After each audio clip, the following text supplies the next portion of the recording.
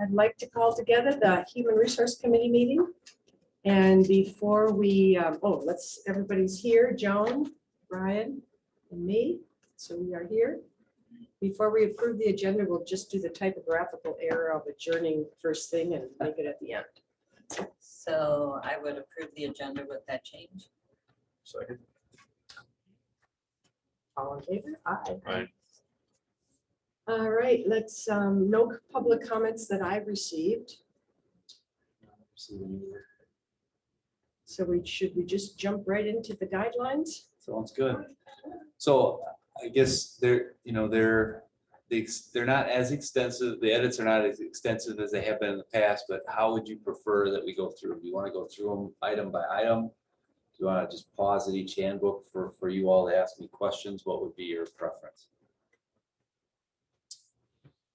I'm happy to, I don't need item by item. No, I don't know what that is. Really Kind of just- reviewed them ourselves, so. Yep. Okay. Well, we can start then with the admin support.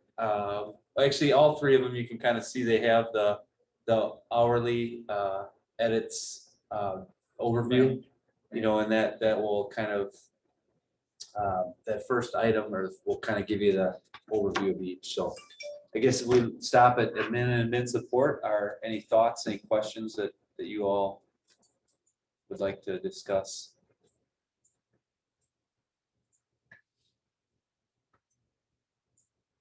Because we've talked about these things, haven't we?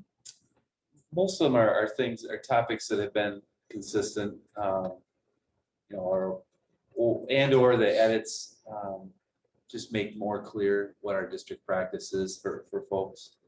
Or just sort of efficiency gain.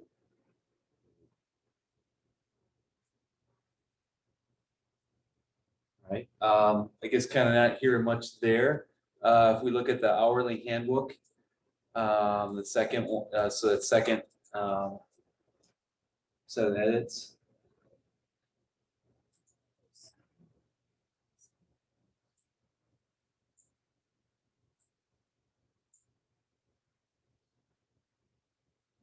The only thing I think that, you know, two things I would point out within this, the hourly employee handbook, you know, the increase of the sick day value is kind of following that plan that or practice that we've worked with the teachers that we're, you know, gradually increasing that. So we want to be consistent between those two groups. The other one I think I'd want to bring to just your attention is, you know, the reclassification of two positions. Those are two positions that were previously classified in level 3, but now are moving to level 4. Just really two things driving that. One, I would say, maybe even three things. One is just the level of independence at which they operate, you know, and obviously everyone in the organization answers to someone, and they certainly still have a supervisor.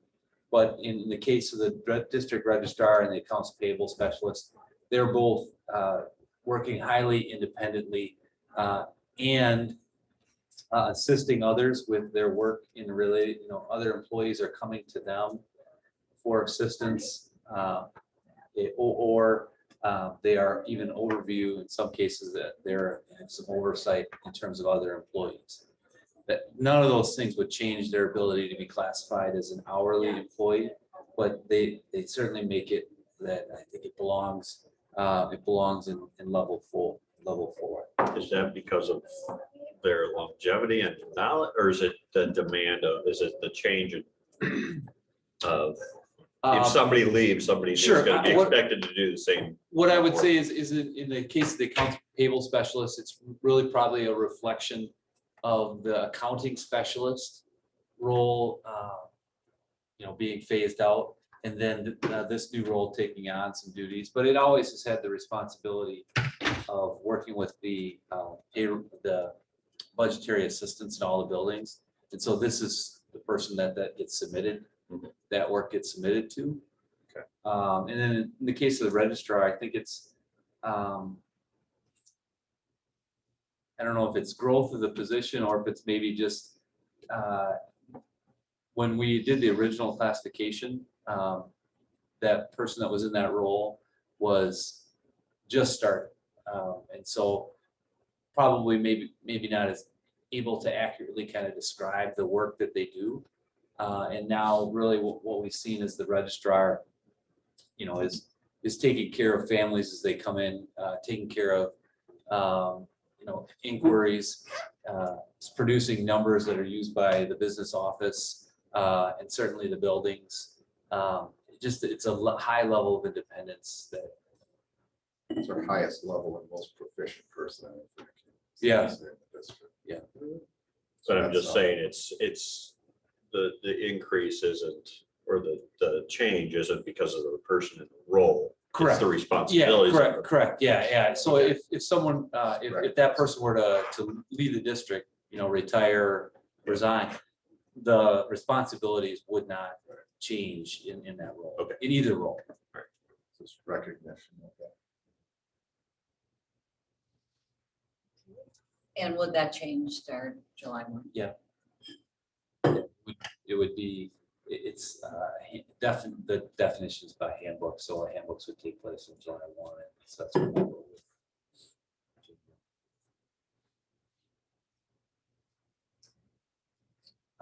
And then if we go to it's a different document, the teacher handbook edits.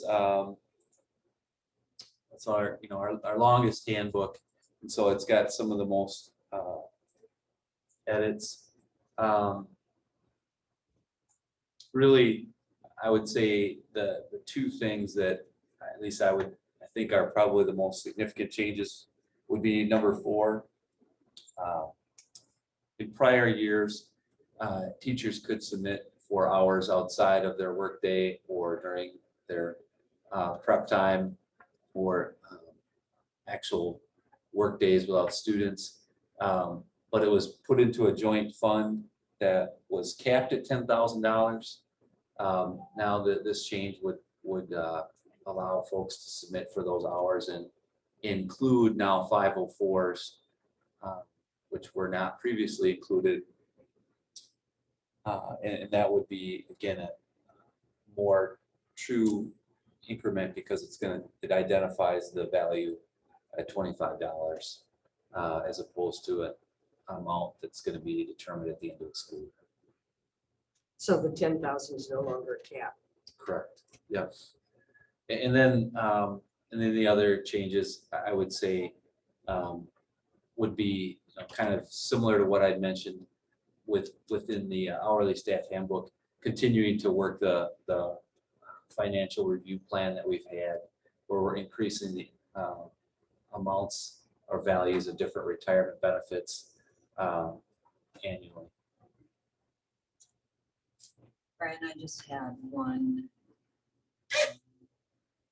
comment, and I know the teachers that were involved in working on this were sent a notice or information about the updates after our meeting. Under the workload, the normal teaching load, when we talked about the specials, the library, the counselors, specifically our special ed, I think staff sits in that group. You just said they should create a schedule accordingly? Yeah, that's the addition to that. Yeah. Do you think that because at the beginning it says they're excluded, I guess I would still like to have stronger language in there so they know that they independently create their lunch? Well, the lunch is still, if we go to page, if you go to the handbook page 18. Yeah, and I know it's that very first thing, but then you have, they're excluded in the normal, every time we do listening sessions, there are too many people that come back and say, I don't even get a lunch. And I don't know if we can just re-emphasize that they create a schedule accordingly, maybe comma, including a 30-minute duty-free lunch. Just so they understand the exclusions are not the lunch. I mean, we certainly can do that. And I get it, it's there, but it's just something that comes up so frequently in that group that they don't feel they get lunch. Yeah, I mean, that's, I laugh, but, I understand, I don't dispute that you hear that, it's just, You know, and maybe it's just because it says they're excluded in the normal teaching load outlined above. yeah, So everything above, you know, that's where Sure. the duty-free lunch is listed, but it says they're excluded from the above list. yeah, I mean, it's certainly an easy phrase, it's only, what, 5 words, so, and obviously this is draft form. What number are we talking? So it would be, Number so 6. number 1 is what I'm, Joe and I are talking about, 30, and then if you go down to number 6 That's on the bottom of the page. So the blue, what's in blue there is the new language that was added, and then Joan and I are kind of talking about, and should create a schedule accordingly, should create a schedule accordingly, including a duty-free lunch would be. You know, just 5. because it's Sure. got that excluded Yep. from above. Yep. And then you have that group of people, and that's the group of people that always feel, well, nobody looks after me and my lunch. And so, I mean, that's certainly an easy add and just a reiteration of what's in there, so I don't, doesn't, It maybe helps them and it doesn't change anything. yeah, it really does, but you certainly can plug it in there and it can be there for when the board sees it and you guys are taking action on it.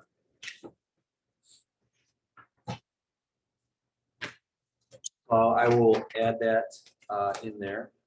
I like that because I've heard that at listening sessions is brought up a lot too, so. And I know it's hard for teachers not to extend themselves more and more, and they've got to Yes. learn to protect themselves too. So emphasizing that we all support them taking a lunch. Sure. Yeah. I would like it more spelled out so they take care of themselves. Okay. We'll get it in there. Do we want to make a motion to accept these with the changes? Are we that far? I would just add, I was reading the actual handbooks and some of the red lines and wording stuff probably needs to be reexamined. I think there's Oh, the formatting. just the way it reads on a couple things needs Okay. to be just looked at, like, let's see.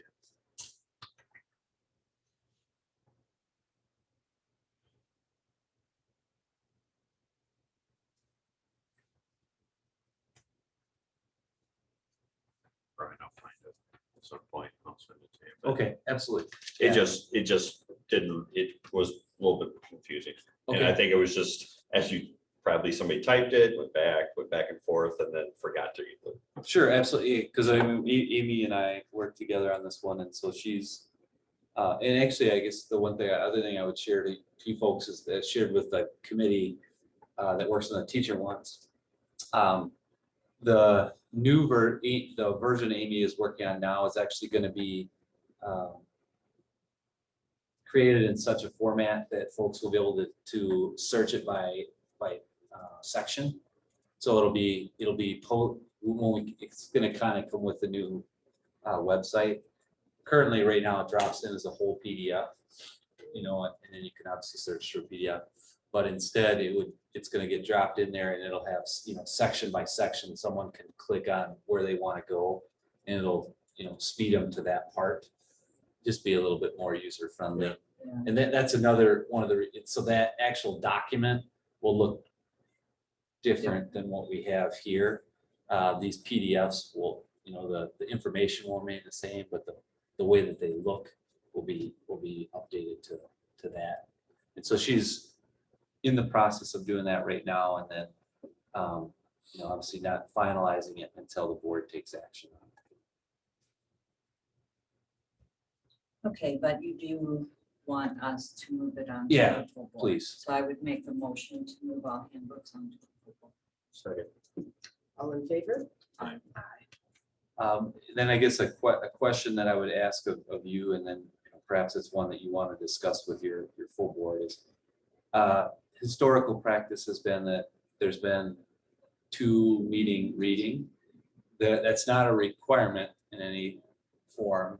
I guess, is that something you want to do again, where you'd have a June reading and a July reading, or do you, since we bring them out here at the HR committee for an opportunity for comment, and then the board, there's another opportunity for comment. I mean, do you think that's sufficient, where it would just be a single action, single time on the regular board agenda, the full board takes action and the handbooks would go into place?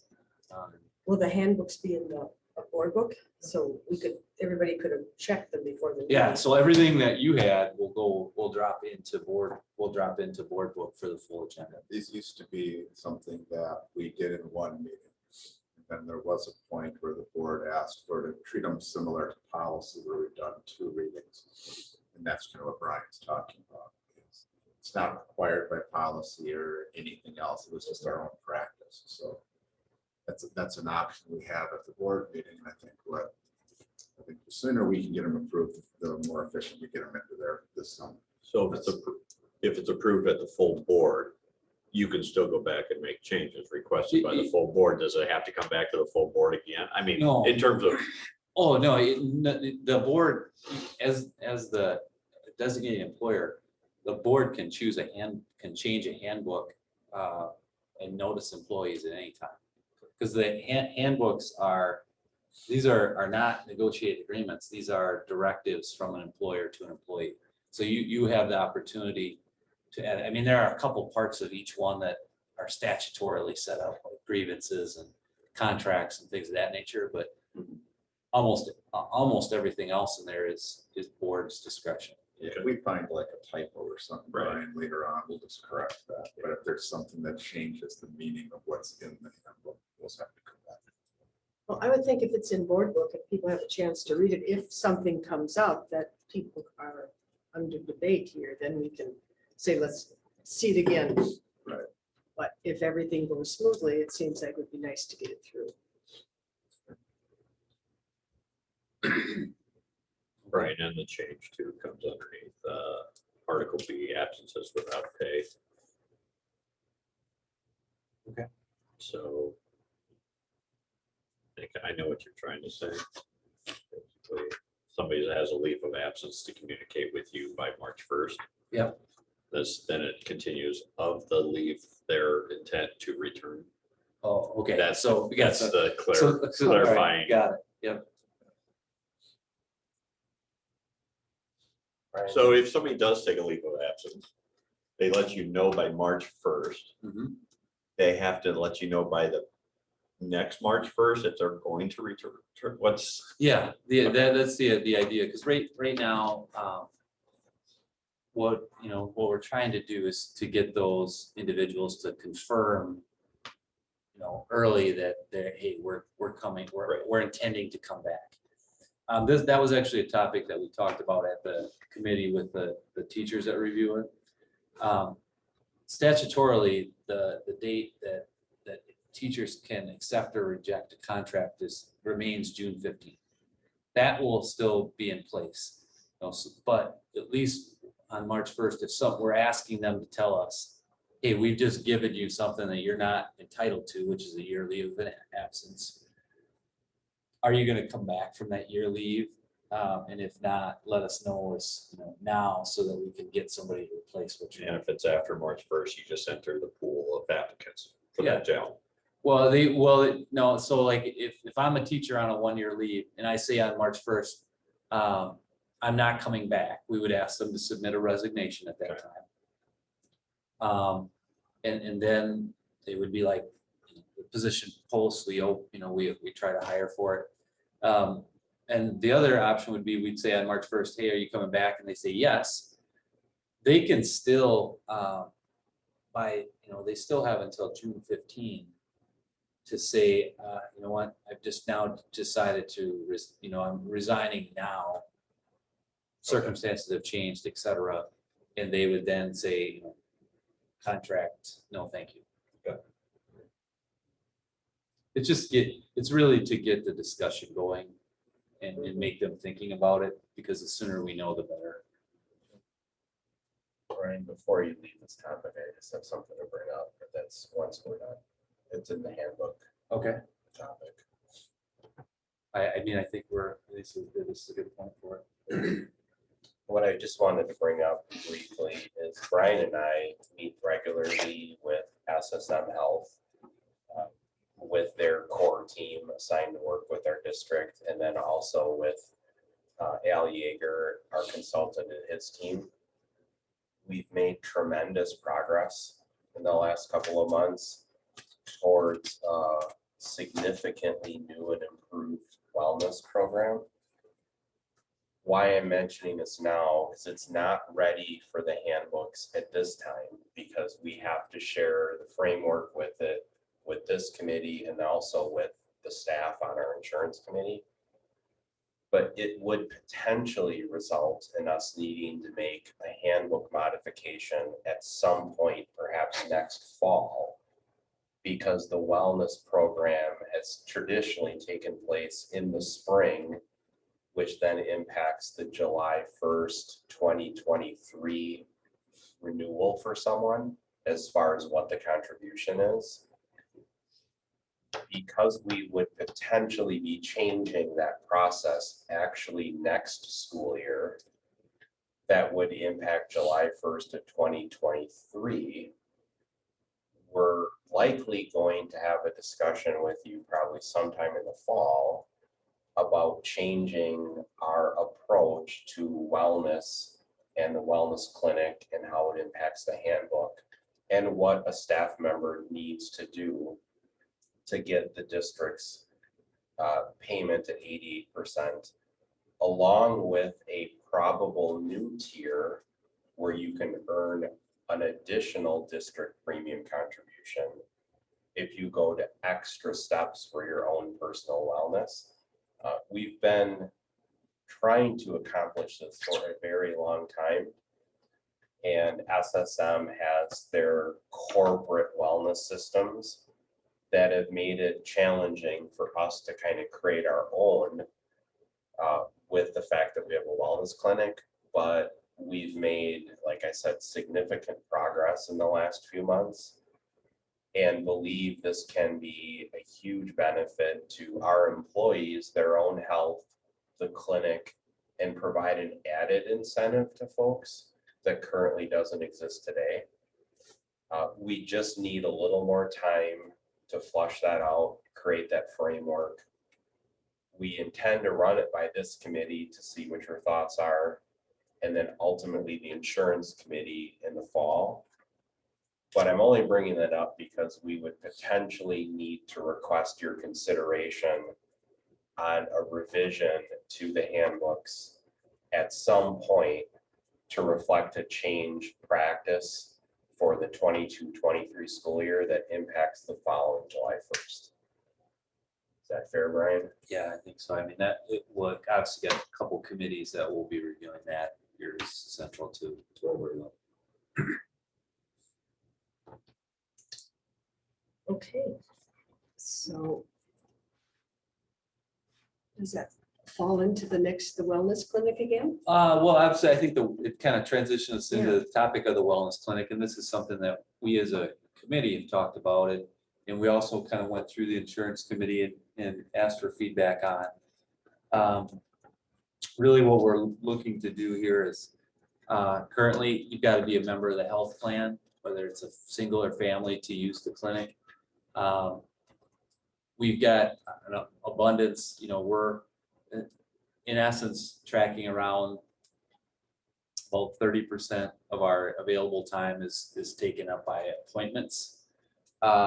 We would like to continue to use this more and allow any regular employee of the school district to access it for the services they can provide for free. And kind of the extrapolating that information out with who's currently eligible to use it, and that the usage rate that we get from there, and adding people, we get to like mid-40s, about 44% of our available appointments would fill, but that would still leave a very highly accessible clinic. And I think it would really kind of mesh well with two things that we have. One is, which we care about all of our employees' health, not just those that choose to take our insurance, because a healthy employee is a productive employee and is an employee coming to work, right? And those are good things. And then obviously the other part is it's now a recruitment tool that if you can tell someone, hey, come work for us, you have access to this great clinic. So, we're in position now where it is available to us, it is an option to us, that if we make the decision as a district and employer to open it to all employees, we can at some point this summer start to do that. There are a few like details that need to be worked out, and information that needs to be collected from individuals that would use it. But it's really, I guess, with your approval and blessing, we could take it to the board and we could get those steps in place to do that before school will start this fall. Is there a financial impact to it? The potential financial impact would be our billing. We could see a difference in our billing for consumables. So, if a person goes there and gets a test for flu, right? That's a bill that comes back to us. If more people were to get tested for, then they would get it. If more people go there and use bandages, right? We get billed for those things.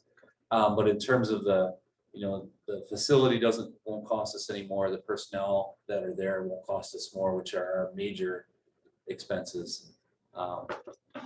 Pretty minimal.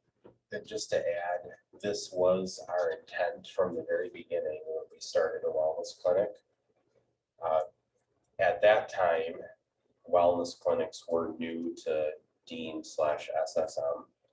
They actually contracted out our clinic, the management of it, to another provider when we first got this up and running with them, because they just didn't have the capacity to run it themselves. Then they took the management of it back, still did not have the systems in place to be able to care for a person who wasn't in the SSM system. About at the time that Brian had started as the HR director, Brian reiterated to them his goal of getting that step up and running. We were moving down that path, and then of course the pandemic hit, which delayed all of it. So this isn't necessarily a new concept. It's something that Brian's been working on getting going since he started in the role. It's also something we were looking to do at the onset of this clinic. It's just that the technology wasn't there. And now today, with systems like Care Anywhere through Epic, Dean SSM provider has the ability to go access your UW data. So like if you're a person and you go in there and you're not on our plan, so let's say your spouse is a UW employee and you're on UW Health, you have the ability, or I'm sorry, the wellness clinic has the ability to get your records. And so the technology is now ready to fully pull this off. And as Brian has stated, the capacity for the providers there, and as a district, we are paying this cost irregardless. And so instead of having the provider not provide services to someone, it sure would be a lot better to have our staff who's not on our plan be able to be there. Because if that helps them, as an example, like Brian stated, if that helps them quickly go see our clinic during their prep time, maybe they don't have to take the afternoon off to go get into a UW clinic in DeForest, right? They could get in here much quicker, much easier, and maybe not have to miss time. So we don't see any downsides to this and have been excited about this possibility for a very long time. And we're really glad to be able to present that we've worked through this and are ready to do it. We would not expect that offering this is gonna make take that 30% to like 80%. It'll certainly increase it, but it's not gonna cause a significant burden on the wellness clinic. So when you say that you push it up to maybe 40%, that's appointments. And so you still have the ability to do any walk-in. Yeah. Where's the wellness clinic housed? In the industrial park. What are some of the things that are in there? In the Arboretum Industrial Park. I'm trying to Right, think what the DNS name, I'm now. trying to think. Oh, what the- did it used to yeah. be a pet? Do you know where the Pilsner Clinic is? Where the eye or the DNS Dental DNS? and Yeah. Pilsner is Association. right across the street. Oh, okay. Because it used to have, The we used to old have Lucky's. something out there. Okay, Yeah, it was originally, it was rated that building right when you came in. that had the steps Yeah. down. Yeah, and now it's just probably a quarter of a mile further in. Along there. Okay, yeah, I just wasn't sure. And there's no talk of moving it anymore. Well, eventually, we're thinking we might be able to move it to the TLC building across the street from the high school. Yeah. That would be down the road, of course, if a referendum passes, if a new Heritage is built, if a new middle school is built, and then you can move some of the students in the TLC over to the middle school, part of the high school campus. So we So it's in do the thought. see it being in the thought process to bring it out of a rental site onto a district property. Motion to approve this to full board. Second. All in favor? Aye. Aye. The last topic for today on the agenda is really just looking for feedback from you folks. The district has held the position that, in summary, kind of, I'll walk through that an hourly employee, because of the Fair Labor Standards Act, can't hold a position of coaching or co-curricular advising. And the reason behind that is once you're classified as a non-exempt employee, which means you have to be paid overtime for work more than 40 hours per week. You can't, as for a single employer, you can't be anything but a non-exempt employee. Right, so you can't live one world in hourly employment, or one step in hourly employment for Waunakee School District and have another foot in a stipended or a salary position. Not permitted. And so what that would mean is that if we were to have an hourly employee be a coach or advisor, they would need to track those hours. Those hours would add to the hours that they do for their regular position. And then every hour over 40 would be at an overtime rate, which I don't think is a secret, as our coaches and advisors know. They put in a tremendous amount of time for the stipends that they earn. This would be a significant financial impact because we would have to compensate hourly employees that are coaches or advisors at a much higher rate than what we're paying in stipends. The reason I'm asking about that practice is that we currently have a position where one of our employees, that's an hourly employee, is interested in filling that coaching position. Explain this to that person, and they have said that they understand that, they're not disputing that, but they are interested in saying that they would work solely for the stipend and would not track their hours outside of the day for this role, and are interested in it. They are highly qualified, they have experience. In their past, they were an employee of a different school district, an hourly employee, and they worked as a stipended coach for a different district, that's fine. And they're asking us to reconsider what we do. And I bring it to you, I guess, for your thoughts and feedback. My reaction to that employee's request was, I'm sorry, we can't do that. I guess they wanted further consideration and further discussion on the topic. Are we not bound by that Fair Labor Standards Act? Yes, we are. We are. Yes. Yeah. And so best way is if we made a different arrangement with this employee, we would have a risk exposure that for this case, probably 3 years after the fact that they, that person could go to the Department of Labor, Wage and Hour Division and say, here's a track of what I did. Here's my hours. And we would be responsible for that. This is one of those unfortunate pieces. I know that I've heard it at my conferences. Brian's heard it at his from our attorneys, that it's just a piece that I think was a longstanding practice of a lot of districts to do. And when they reviewed it from the Fair Labor Standards Act, and I think as some of those things got kind of rewritten and kind of looked at more closely, this was a piece that I've heard pretty loud and clear that it's an unfortunate aspect of it as far as how it applies to us at the school. But it's definitely a piece that does have impacts, as you're stating.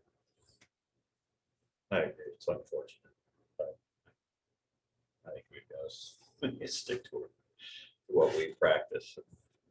Somebody who's worked in athletics, I know the number of hours that rack up, and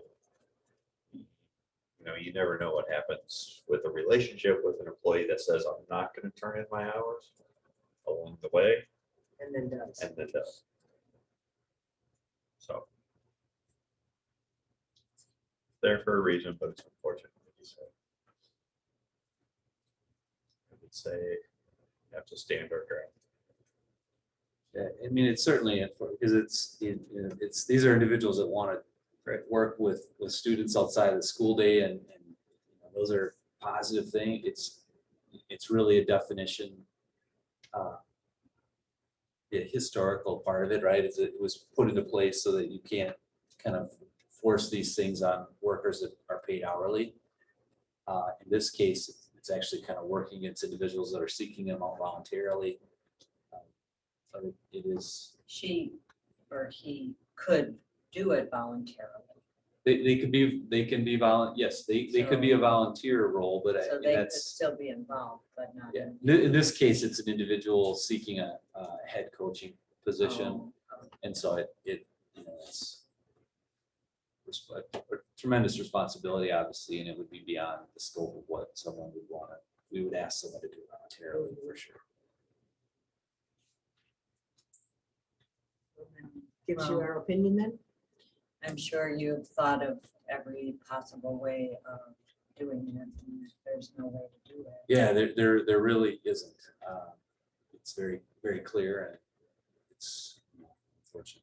And you couldn't just have like a sidebar that would stand up legally later.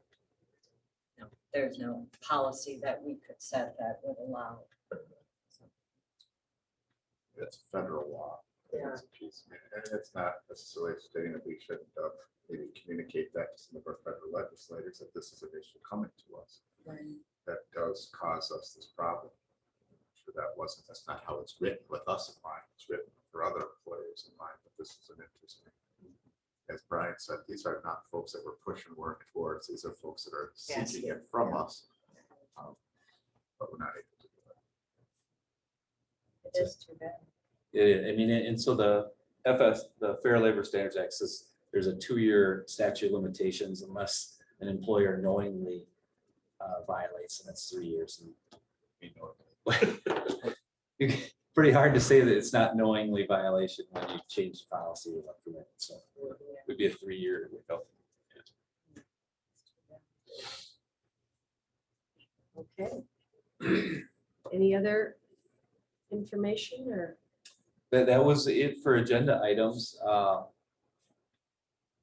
So I guess I would ask if the committee has anything they want, or if you have something in mind that you want to bring us back together for. Otherwise, we might be pausing a little bit of our work together here till probably school. At least at this point, I don't have something in mind that would need us to be back together before the school year would start again.